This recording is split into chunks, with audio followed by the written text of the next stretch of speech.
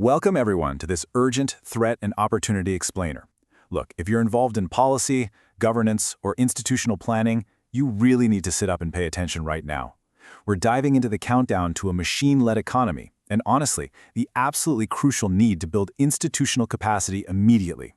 We're analyzing a structural framework that strongly suggests we're rapidly approaching an event horizon in artificial intelligence. And, well, our current systems, they are literally not ready for it. Let's get right into it. Okay, here's our roadmap for today's briefing. We're going to quickly move through 6 key areas: the briefing, the evidence, the coordination threat, the economic threat, the physical friction, and finally, the policy mandate.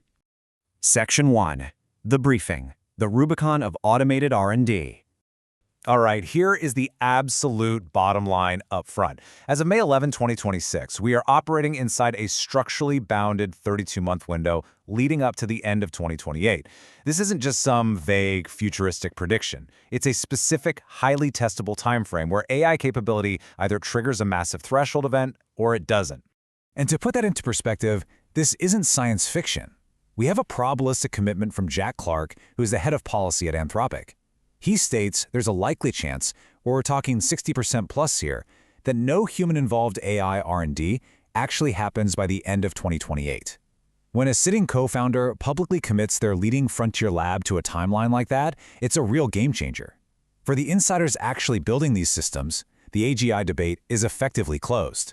Section 2. The evidence, the benchmark cascade. So what exactly is driving this forecast? Well, there's a ticking clock of empirical benchmarks we have to watch over the next 32 months. We're seeing a total cascade across multiple tests. By late 2026, autonomous task duration is projected to hit 100 hours. By mid-2027, AI systems fine-tuning other AI systems should actually hit the human baseline. And then, by the end of 2028, we hit the 10,000-hour mark. That is essentially fully automated R&D. Just think about how this math works out. AI autonomous research duration is compounding with a 7-month doubling cadence. Back in 2022, an AI could stay on task for, 30 seconds? By 2026, it was up to 12 hours. If this extrapolation holds, we hit 10,000 hours in 2028. It's an exponential curve, and it's exactly this data that grounds that 60% forecast. But, and this is a massive but, here is where the technical risk absolutely skyrockets. Think of it like a photocopy of a photocopy. If an AI starts recursively improving itself, any tiny, microscopic flaw in its safety alignment multiplies. The math is wild. Even a highly impressive 99.9% accuracy drops to basically a coin flip, just 60.5% after 500 generations. Our current alignment toolkit is multiple orders of magnitude away from surviving that kind of recursive self-improvement. Section 3. The coordination threat, U.S.-China geopolitical realities. Now we have to look at the global board because this isn't just about software, it's about global power dynamics. We really have to impartially view this coordination failure. Even if US labs decide to hit pause to solve that terrifying alignment decay we just talked about, Chinese frontier capability proceeds uninterrupted. The analysis indicates Chinese labs are roughly 6 to 12 months behind, but they're advancing rapidly as a massive state priority. So a domestic policy pause in the US doesn't stop the overall timeline, it just shifts who crosses the finish line first. The coordination problem here is immense, and right now there's no scalable international mechanism to resolve it. Section 4. The economic threat, transitioning to the machine economy. Beyond geopolitics, we are looking at the emergence of the machine economy. This transition accelerates across 3 distinct stages, and according to the framework, we are currently entering the second. Stage 1 was AI as a simple productivity tool inside human firms. Stage 2, where we are right now, sees AI-native firms beginning to compete aggressively with human-heavy firms. And Stage 3, arriving around 2028, well, that's the emergence of a machine-to-machine economy populated by fully autonomous corporate entities. You might be wondering, why is this shift unstoppable once it starts? It comes down to raw math. AI labor is roughly 5,000 times cheaper than human cognitive labor. 5,000 times. That's literally like hiring a senior engineer for the price of a cup of coffee. The elasticity of substitution makes human displacement inevitable.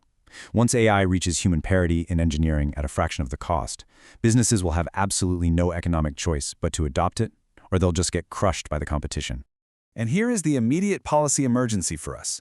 Democratic systems rely heavily on human income tax to fund themselves. If cognitive labor is displaced by AI that is 5,000 times cheaper, the income tax base fundamentally evaporates.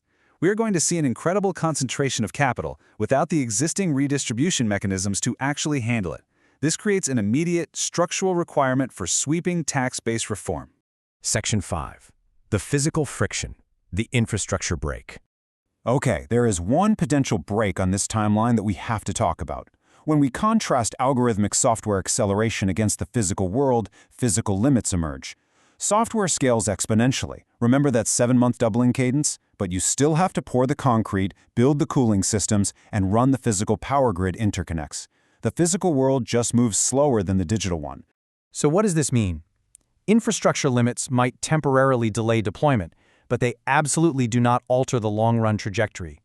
It might push that 2028 forecast out by a few months, maybe even a year, but the curve ultimately remains exactly the same.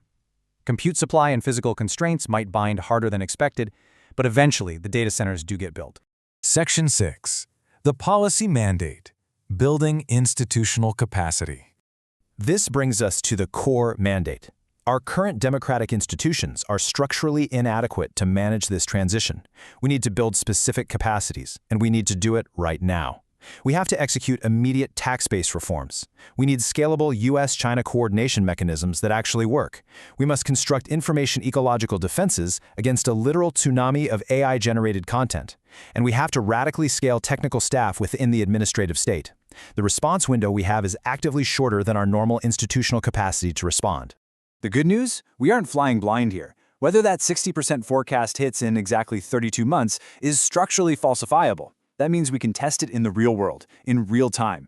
We're going to watch the Metred benchmarks, the capability of AI fine-tuning AI, and the physical compute constraints. We will know exactly if we are on track, but the absolute necessity of our institutional response, that is not contingent on the exact date. This wave is coming, whether it hits in late 2028 or slightly later. So we can see the geometry bending towards this threshold. The event horizon is 32 months out. As leaders, you have this incredibly brief window to execute structural changes that usually take decades.